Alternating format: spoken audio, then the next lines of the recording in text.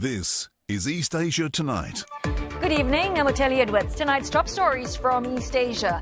North Korean leader Kim Jong-un vows to exponentially boost his country's nuclear weapons stockpile to counter threats posed by the United States and its allies.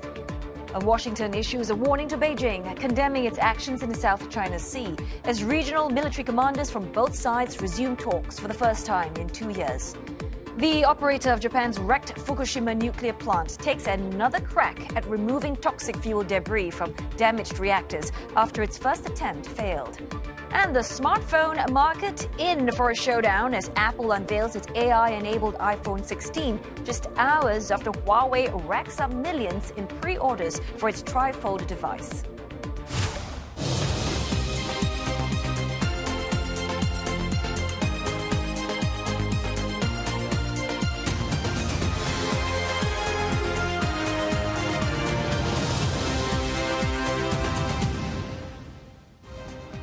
Ahead on East Asia Tonight, China grapples with an obesity crisis, a problem that researchers say is growing quickly across all age groups. We look at a campaign to battle the bulge.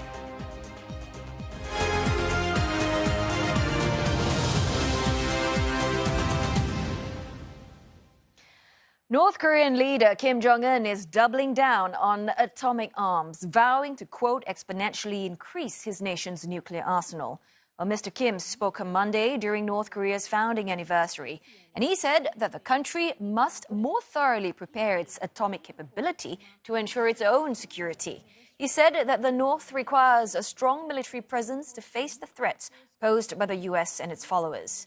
Meanwhile, the U.S., Japan, and South Korea have agreed to hold another three-way multi-domain exercise soon, as their senior defense officials met in Seoul today. The allies reaffirmed their commitment to trilateral security cooperation to ensure peace in the region, which includes deterring North Korea's nuclear and missile threats. And for more insight, Grant Newsham joins us now. He's a senior research fellow at the Japan Forum for Strategic Studies, and he is also a former Marine colonel. Well, thanks, Colonel, for joining us this evening. First up, help us understand what is behind North Korea's announcement to exponentially increase its nuclear arsenal. I guess what's also interesting to note is that this is happening on the eve of the Sangshan Forum. So give us a sense of what message Pyongyang is trying to convey here. Well, he's certainly sending a message to the United States, to Japan, and to South Korea that he's a force to be reckoned with, that he has the military hardware, the nuclear weapons, the delivery systems, so that he must be taken seriously. He's also letting the Chinese and the Russians know that he's more of an equal partner than he's ever been in the past. But also what we're seeing here is, I think, the preliminary stages of the unraveling of U.S. deterrence in the Asia-Pacific region. It appears that Kim Jong-un is not afraid of what the Americans or anyone else will do to him. So that there's two things at stake here, or involved here, and they're both very important. So you've mentioned that Kim here is showing that he is not afraid, but does North Korea even possess the capability to exponentially increase its nuclear weapons, or is it going to need, support in one form or another from potentially from Moscow? Well, the North Koreans have already built up a substantial nuclear arsenal, and they have gotten help from the People's Republic of China, from Iran, from the Russians as well. Whether or not they could increase it exponentially, that's debatable, but certainly they could increase the numbers. They probably need less help than one would imagine. They've had a couple decades to get their arsenal in order, and they've showed they are able to build nuclear weapons. I think they will get help from the Russians, and particularly in the area of targeting and accuracy, and also the satellite networks that you need to improve the accuracy. The Chinese have provided ongoing support to the Kim regime to include nuclear technology and the ability to launch these systems. So they can increase the numbers without much help, but it looks like they're going to get the help anyway. So, Colonel, I just want to bring in China here and its significant economic leverage over North Korea. Do you think Beijing have an interest in curbing Pyongyang's nuclear ambitions? No, I don't. I think we've got plenty of empirical evidence about that. China could really destroy the North Korean regime in an afternoon by cutting off the oil, the food, the electricity and actually living up to the sanctions that they have agreed to enforce. So that is how much leverage China has over North Korea. That regime depends on Chinese support for its survival. So China is happy to have a nuclear-armed North Korea when you consider the distractions that is to the United States, to South Korea, and Japan. And that could be particularly useful in the event of, say, an incident involving Taiwan. If China were to have a go at Taiwan, all North Korea has to do is launch a missile somewhere, or just even move some troops and forces around. And that will be plenty of distraction to already overstretched U.S. forces in the region. So China is glad to have a North Korea that keeps the Americans and others occupied. Yeah, and keeping them on their toes, because I was just going to ask you, how do you think, U.S., South Korea, Japan, how are they recalibrating or calculating their response to this latest escalation? Well, what they're trying to do is to cooperate more together. And you are seeing the Japanese and the South Koreans doing more to cooperate militarily, and the Americans are very glad to see that. This is also very good if you've got a missile defense scheme or system in place, that having the Japanese and the South Koreans talking to each other, sharing intelligence, makes everything more effective. But the increased expansion in North Korea's nuclear arsenal, this poses some real challenges, particularly for South Korea, that they must be sorely tempted to have nuclear weapons of their own. The Japanese obviously are very concerned about the reliability of the American promise to use American nuclear weapons to defend Japan. That's why they always talk about extended deterrence whenever they meet with high-ranking American officials. So this is going to cause some real political problems and challenges for the Americans, the Japanese, and the South Koreans. But they are cooperating more. That's helpful. But at the same time, having to deal with North Korea's nuclear weapons and nuclear capability, that is an ongoing challenge. It has just gotten worse and worse as time has passed. Yeah, so Colonel, perhaps you could just put things in perspective for us in terms of Kim Jong-un's ultimate goal here. Is it a nuclear-armed North Korea as a permanent fixture, or do you think it's a bargaining chip for future negotiations, or both? Well, it's the former. He fully intends to have a substantial nuclear arsenal and the ability to deliver these warheads to Washington, D.C., if necessary, certainly to Tokyo and Seoul. That is what he wants. It's one way for him to get taken seriously. If you took away his nuclear weapons, you could pretty much ignore North Korea. But with nuclear weapons, the calculus is very different. And he intends to, as I said, have an effective nuclear force. It's not just a bargaining chip, but rather it is a question of the survival of Kim's regime. It's a regime that cannot feed its own people. But when you have nuclear weapons, then everybody has to take you much more seriously. Well, thanks very much for your insights. That was a really interesting conversation there. Grant Newsham from the Japan Forum for Strategic Studies. Meantime, the U.S. says it has warned China against carrying out dangerous, coercive, and escalatory moves in the South China Sea. Well, the remarks come amid high-level talks between American and Chinese military officials, the first of its kind, as both countries seek to re-establish communications. Well, head of the U.S. Indo-Pacific Command, Sam Paparo, says that he stressed the importance of sustained lines of communications to his Chinese counterpart, Wu Yanan, head of the PLA's Southern Theater Command. Areas of responsibility under the U.S. Indo-Pacific Command include the South China Sea and the Taiwan Strait, hotspots for regional tensions and flashpoints in U.S.-China relations. Beijing, meanwhile, says both sides had an in-depth exchange of views on issues of common interest. The talks follow Jake Sullivan's recent trip to China, the first by U.S. National Security Advisor in 8 years. And Washington and Beijing are seeking new channels of regular military communication after ties sank to a historic low following the downing of a suspected Chinese surveillance balloon last year by the U.S.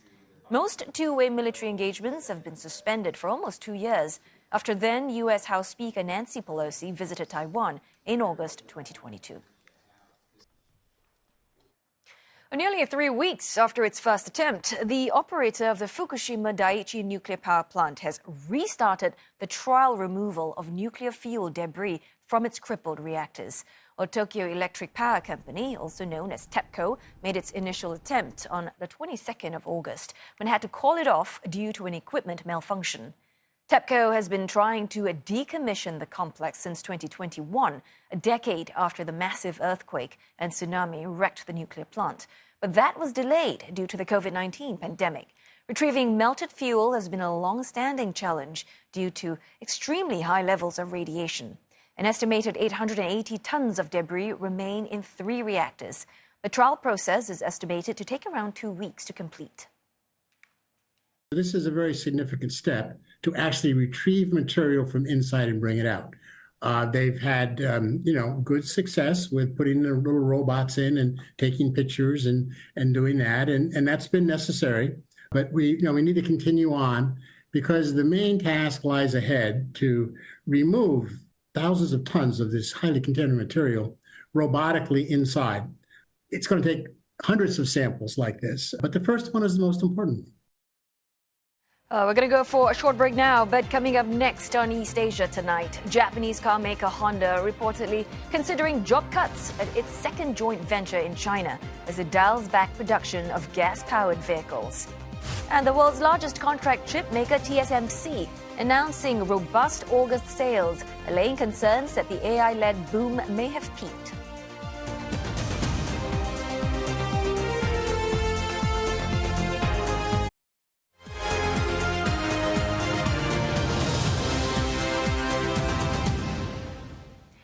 Hello, you're watching East Asia Tonight right here on CNA, and it is time now for your latest business news with Roland Lim. And Roland, I believe it's quite an exciting day today in global smartphone showdown. Is it like Huawei versus Apple? Well, it is quite exciting for smartphone lovers. Apple launching the iPhone 16, while Huawei gathering orders for the world's first triple foldable phone.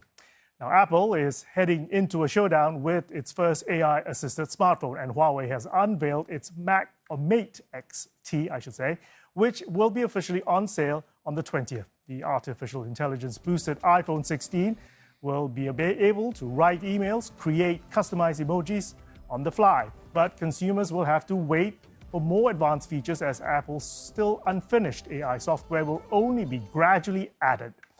Apple hopes this will be enough, though, to convince customers who have been holding on to their older gadgets to finally upgrade. On the other hand, Huawei's Mate XT has already garnered more than 3 million pre-orders despite its hefty price tag of $2,800, underscoring the competitive challenge Apple faces. Now, this robust figure underlines Huawei's ability to navigate U.S. sanctions and solidifies its position as a key competitor to the iPhone maker.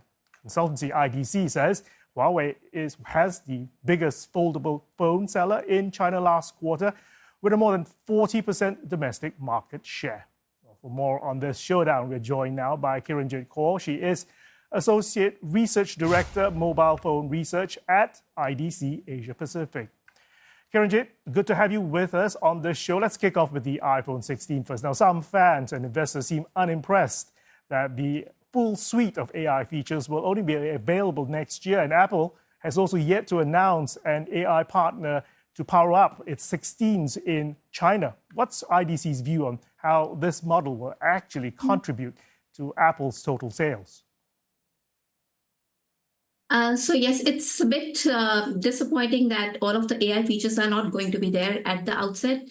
And it's going to be a gradual rollout with some of the AI features starting to roll out next month with iOS 18.1, and then more features will be gradually added over the next couple of months. And even in terms of language support, most of these features will only work if the iPhone is set to US English as the option. But more languages are coming later this year, particularly more English dialects. And then by next year, Apple is going to roll out more language support, including Chinese, Japanese, French, and Spanish, and so on. So for now, I would say that yes, it could be a deterrent in some cases for users who would probably want to see how those AI features work before they decide if they want to buy or not. But for most users, I think for Apple, it's more of an upgrade game. So users who've been having, iPhone 11 or 12 or 13, and they would want to move to the next iPhone, they would still go on and buy the new iPhone 16 range because it's still future-proof. The iOS 18 update is more of a software update, and they can still get it once those features start to roll out. Kiranjit, correct me if I'm wrong, but China is the most important international market for Apple. But the iPhone maker has lost its top 3 rankings there, notably to Chinese rivals. So what can Apple actually do to regain its market share? For Apple, I would say the comeback of Huawei has been the biggest challenge, although Huawei is facing its own challenges on the home front, particularly because it doesn't have access to the latest chipsets.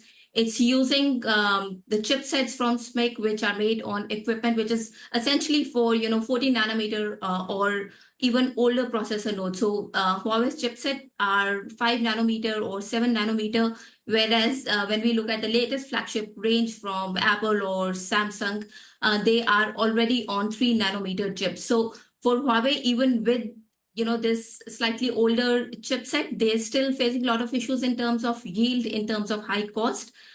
So I would say Apple is shielded to some extent because of the supply constraints from Huawei. But yes, definitely on the China front, Apple is facing stiff competition from Huawei. Well, on that note, between Huawei and Apple in China, it's also taken on political significance, as you mentioned. The U.S. sanctions on Huawei doesn't seem to have broken its stride, and Oppenheimer analyst has said that Huawei's chips still 2 to 3 years behind the cutting-edge versions that U.S. counterparts are using. But what, in your views, is the impact on Huawei's future smartphone development? Huawei has a strong following in the China market. So right now, even if we say that it's a few years behind, but on the other hand, Huawei is trying to make up on some of the disadvantages it has on the chip side with some of the other features it is introducing on its phone. And the latest launch, the Mate XT, is one example where they have the trifold screen, so it can open. It has a triple screen in that case. So Huawei is still showing its prowess as one of the tech innovators in the country, and it has a huge following. A couple of months later, when we see the next launch from Huawei, which is the Mate 70, I think that's where Apple is going to see more competition from Huawei, because that's more of one-on-one competition, where Mate XT, which is foldable, has its own set of users, whereas the Mate XT is more of a mass market or direct competition to Apple in that case. What do you make of Huawei's Mate XT prices starting from $2,800? Now, that costs more than 3 times above the iPhone 16 and apparently already receiving some 3.6 million orders. What do you make of this demand for a rather pricey smartphone?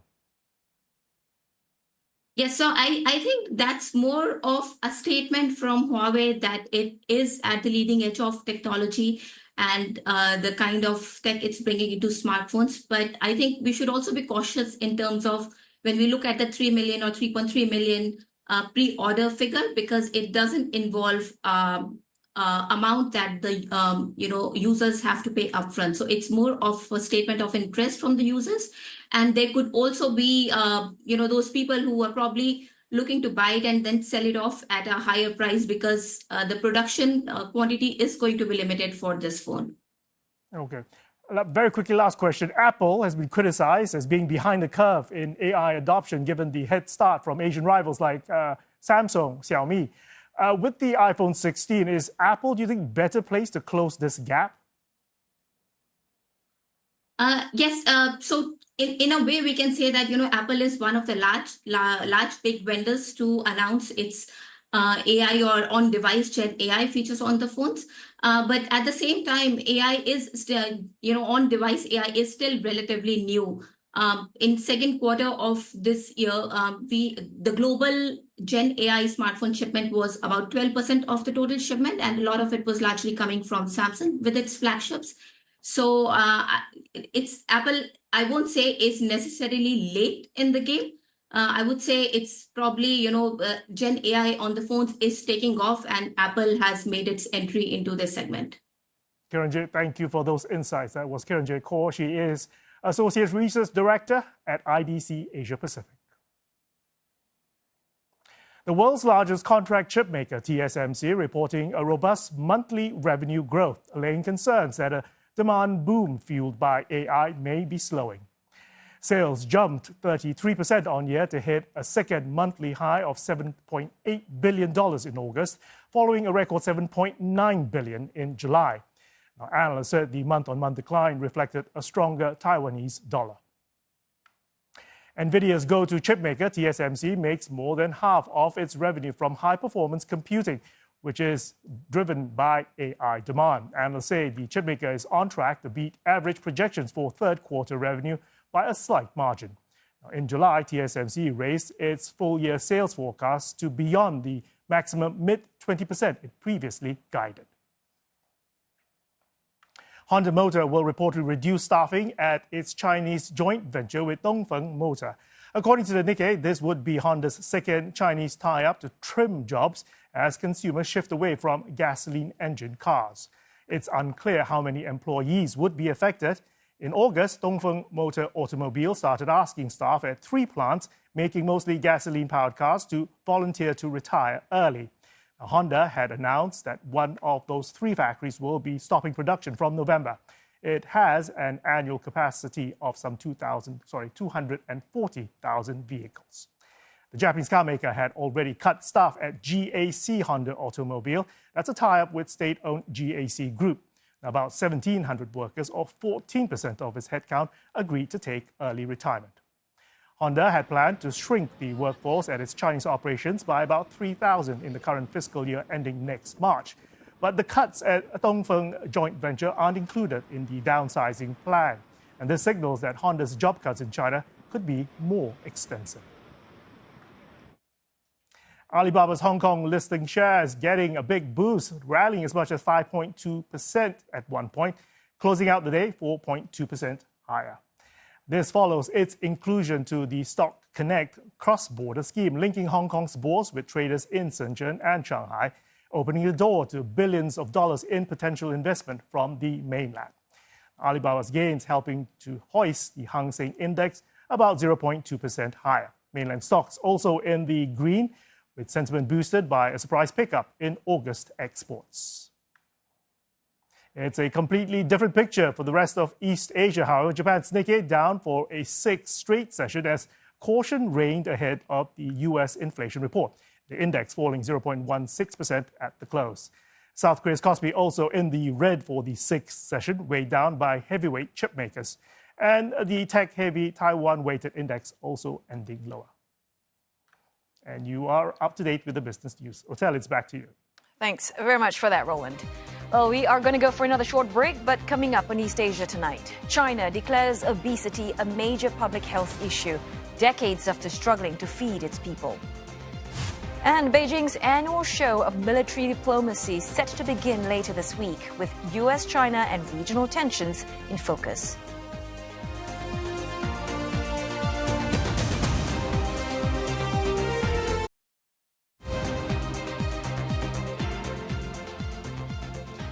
North Korean leader Kim Jong-un vows to exponentially boost his country's nuclear weapons stockpile to counter threats posed by the United States and its allies. Washington issues a warning to Beijing, condemning its actions in the South China Sea as regional military commanders from both sides resume talks for the first time in 2 years.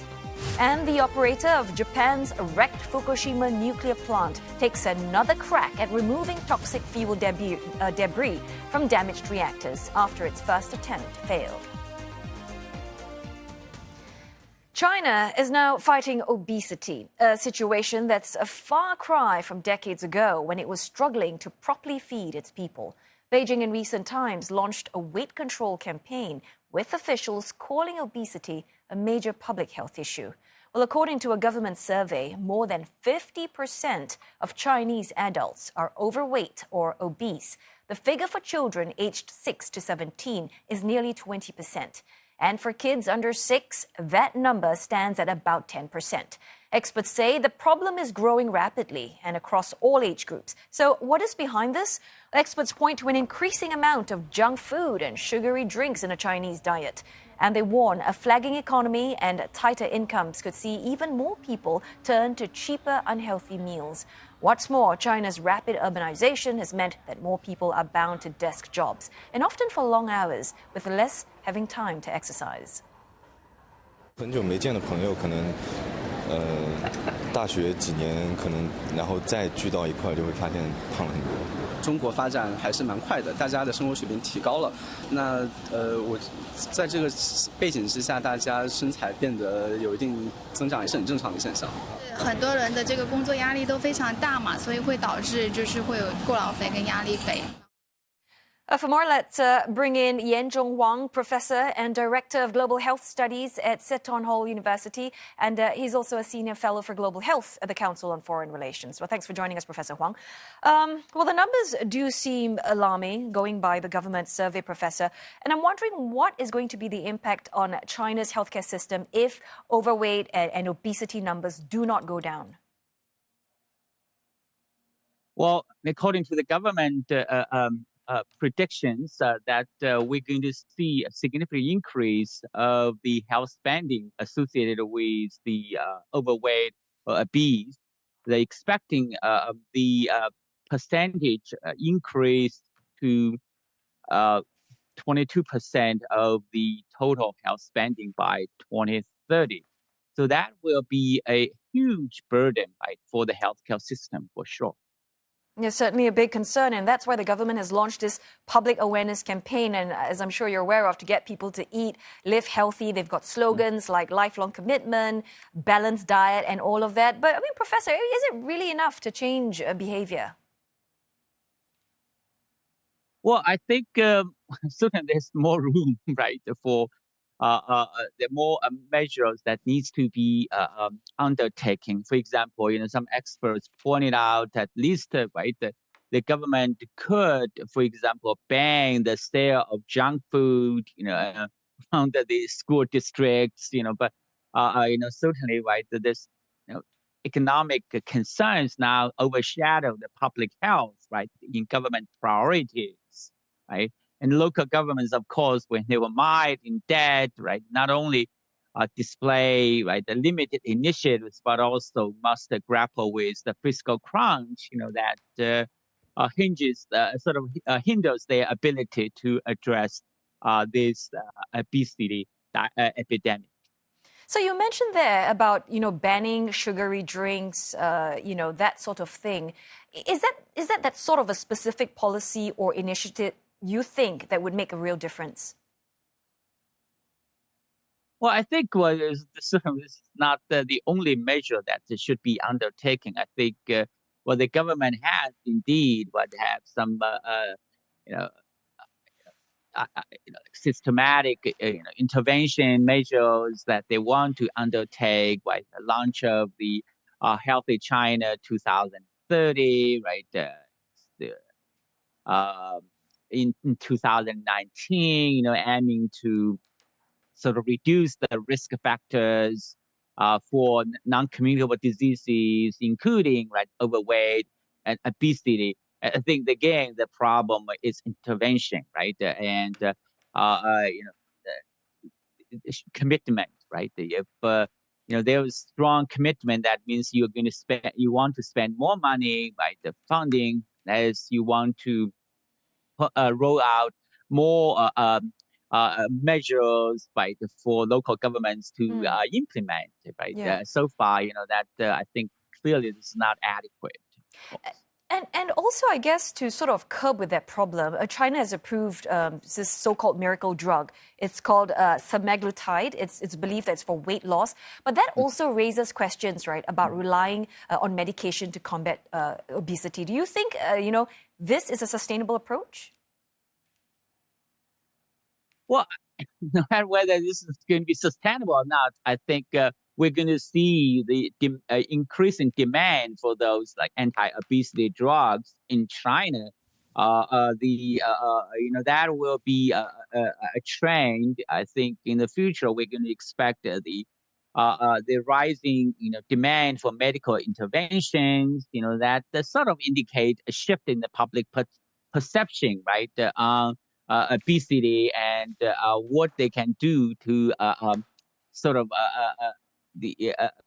stop that, right? So if more people view this as a medical condition that requires intervention, requires treatment, rather than just like a lifestyle issue, we actually, this is going to, I think, going to see more and more people rely on this as an effective intervention measure.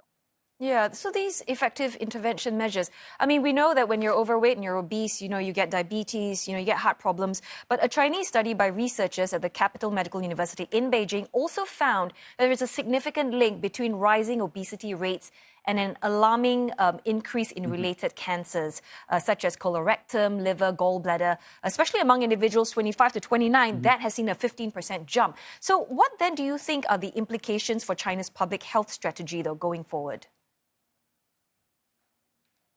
Well, this is not surprising given that obesity, overweight, this is the risk factors, for diabetes and other non-communicable diseases, including cancer, cardiovascular diseases, So, we're going to expect a significant surge, right, in this non-communicable disease burden from 2020 and 2030, according to the Lancet study.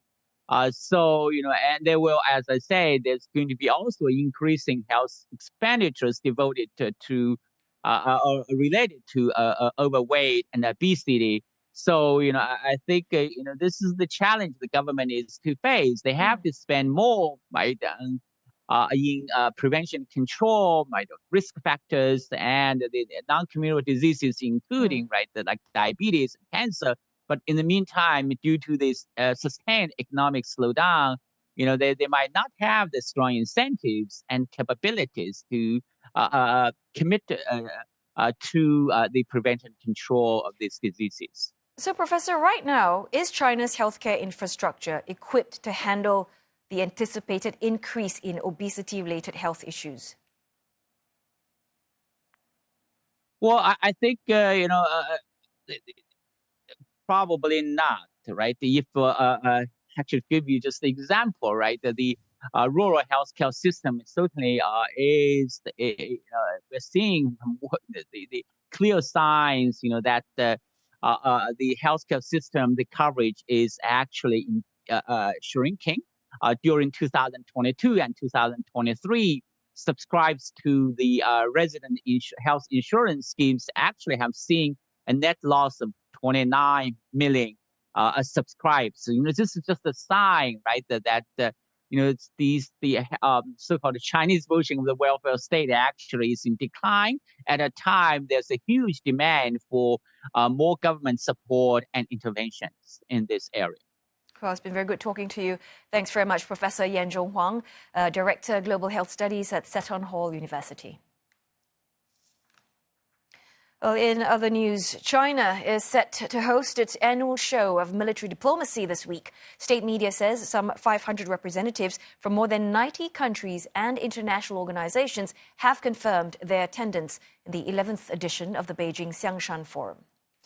Chinese officials say the forum is set to discuss a whole range of global challenges, with topics such as artificial intelligence, ongoing regional conflicts, and security in outer space on the agenda. According to Reuters, the U.S. is expected to send Michael Chase, the Deputy Assistant Secretary of Defense for China, Taiwan, and Mongolia, to Xiangshan. Citing an unnamed U.S. official, the news agency said that Mr. Chase's expected presence sends a message that the U.S. prioritizes engagement at the military level with China. Well, that points to signs of thawing defense ties. As CNA's Tan Sihui reports, breakthroughs in the differences between the two countries on many major issues will be unlikely. Promoting peace for a shared future. That's the theme of this year's Xiangshan Forum in Beijing. It's also an indication of what China aims to achieve with the annual security meeting. China has always sought to play, and in more recent years, sought to play a mediator role. That is a tool in China's foreign policy portfolio. And we can expect this to continue. And certainly at the Beijing Xiangshan Forum is that if there is a possibility for China to play a mediating role on any issue, certainly for China to play such a role, I think it is to be welcome.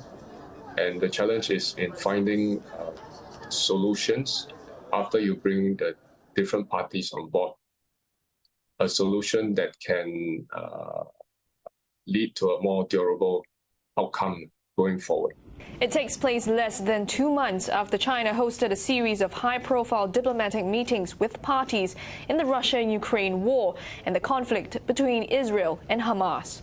But the desire to be a mediator comes amid its own disputes with countries closer to home. Frequent clashes between Chinese and Philippine vessels in the disputed South China Sea have made international headlines on a daily basis in recent months, with Beijing and Manila blaming each other for provocative actions at sea.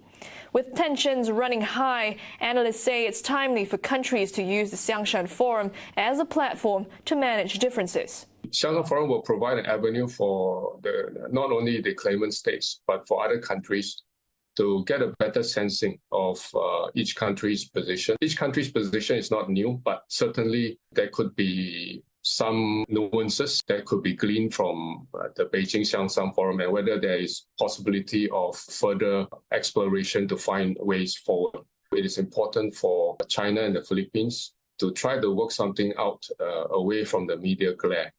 And this is very important rather than play to the gallery.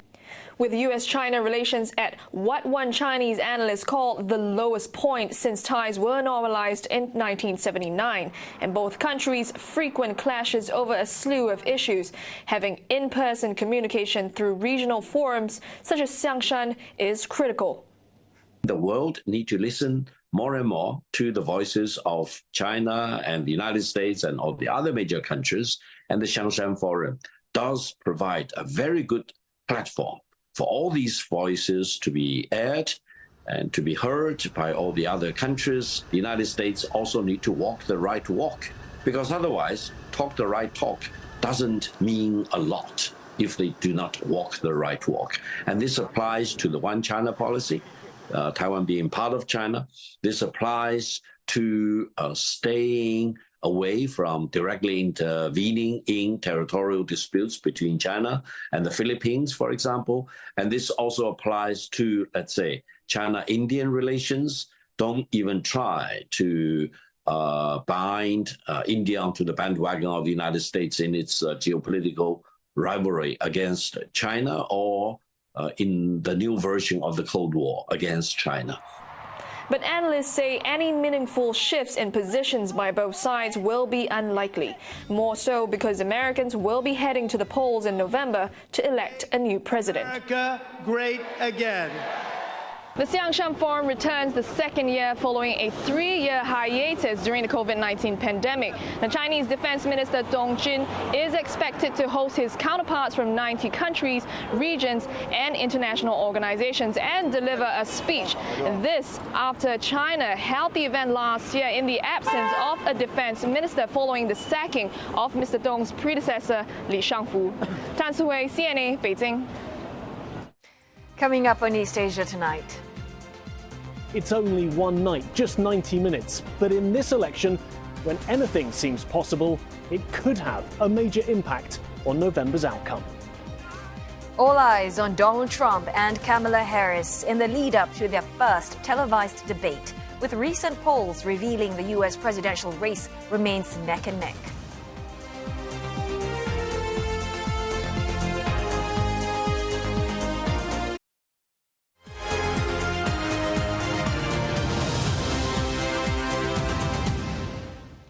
Turning to news outside the region, some 700,000 people attended a mass led by Pope Francis in Timor-Leste earlier today. Well, that's more than half of the country's population. The large turnout highlights not only the country's strong Catholic majority, but also its multidimensional relationship with the Vatican. CNA's Leong Wai-Kit has more. For many, this papal mass is definitely the highlight of Pope Francis's visit.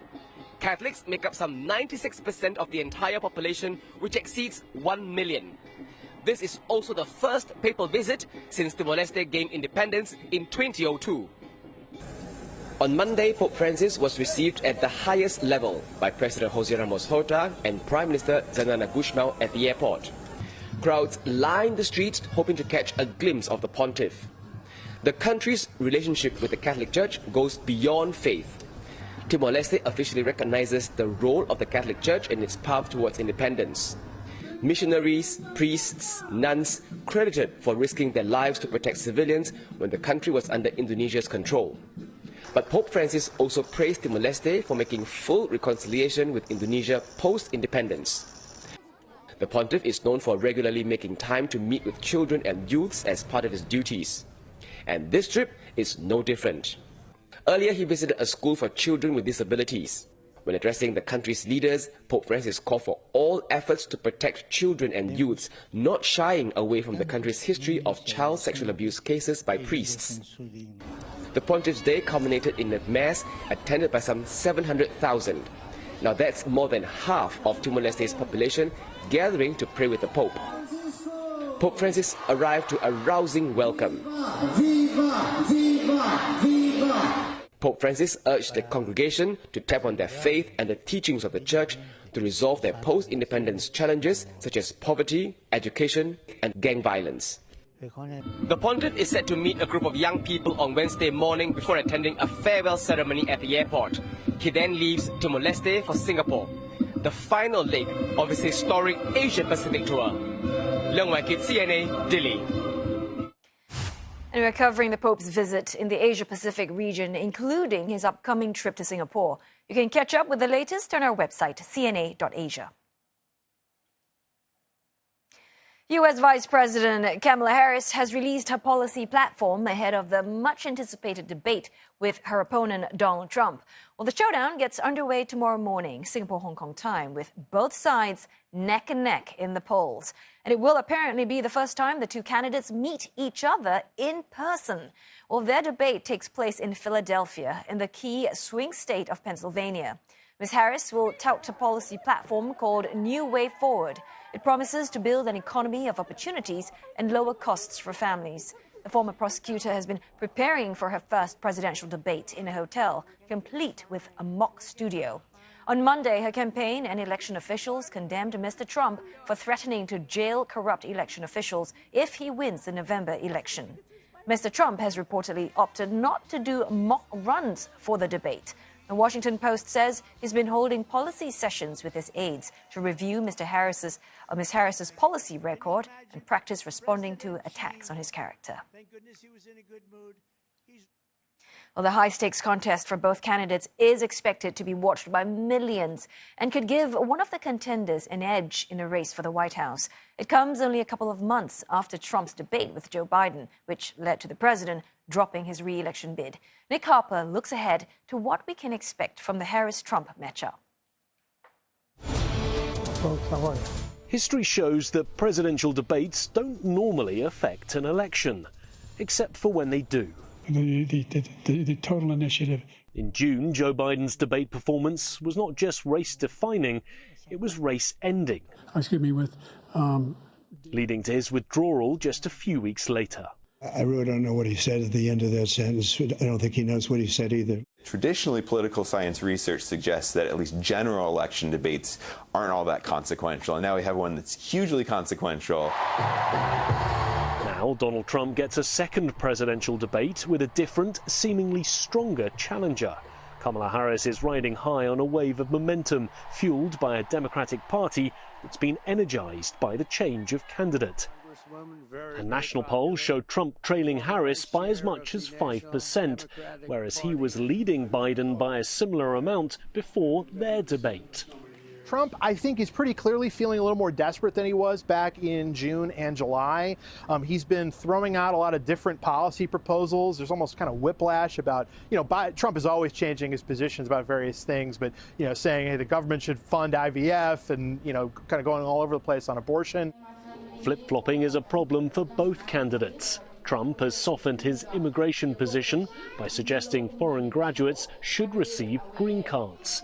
And he's embraced TikTok and cryptocurrency, both of which he had vehemently opposed. While Harris has changed her stance on issues such as no longer supporting a ban on fracking and becoming more hardline on border security. Campaigns have agreed that the candidates' microphones will remain muted while the other is speaking, so no interruptions. But that's unlikely to stop them both trying the same tactic. You have two very similar candidates in how they approach debate. Both of them like to get under the skin of the other one. Harris, of course, is a prosecutor, and of course Donald Trump loves to get under other people's skin. He just really likes to call them out on a number of different things. So I anticipate that this will be a very tense debate. Each candidate will be pushed for precise policy.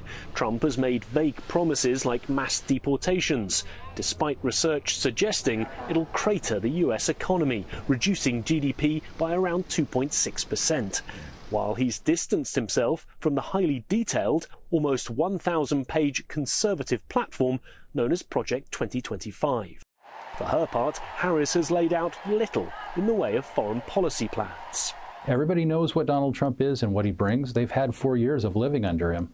What is it that Harris wants to do? She's talked very vaguely about a few ideas she has. She needs to put more flesh on the bones. Also this time, Trump is at a disadvantage when it comes to one major issue: age. With Biden not running, Trump will now be the oldest candidate on the debate stage. His 78 years are likely to draw a contrast to Harris's 59 years. After uncertainty over whether this debate would actually happen, now the candidates are preparing for what could be the most consequential showdown of their career. Substance or style, policy or personality? Voters who've made up their minds and those who haven't will be tuning in to judge the two candidates. It's only one night, just 90 minutes, but in this election, when anything seems possible, it could have a major impact on November's outcome. Nick Harper, CNA, Washington. The Chinese Football Association has imposed lifetime bans on 43 people over alleged illegal gambling and match fixing. State media says that most of those banned are players and include 3 former China internationals and South Korean Sun Junho. Mr. Sun, who represented his country in the 2022 World Cup in Qatar, was detained by Chinese authorities in May last year for suspected bribery. He was found not guilty and released, returning to his home country in March. His representative told Yonhap News that the allegations were, quote, bewildering, and that the player will hold a news conference to address China's claims. Well, a total of 128 people have been implicated as part of a 2-year probe into illegal gambling and match fixing in China's domestic football league. The football governing body, CFA itself, is also under scrutiny, with about 10 high-ranking officials brought down by corruption probes. The latest bans come hours before a home 2026 World Cup qualifier between China and Saudi Arabia, and less than a week since the national team suffered a 7-0 rout to rivals Japan. And that wraps up East Asia Tonight this Tuesday. Don't forget your headlines anytime at cna.asia. Thanks for watching.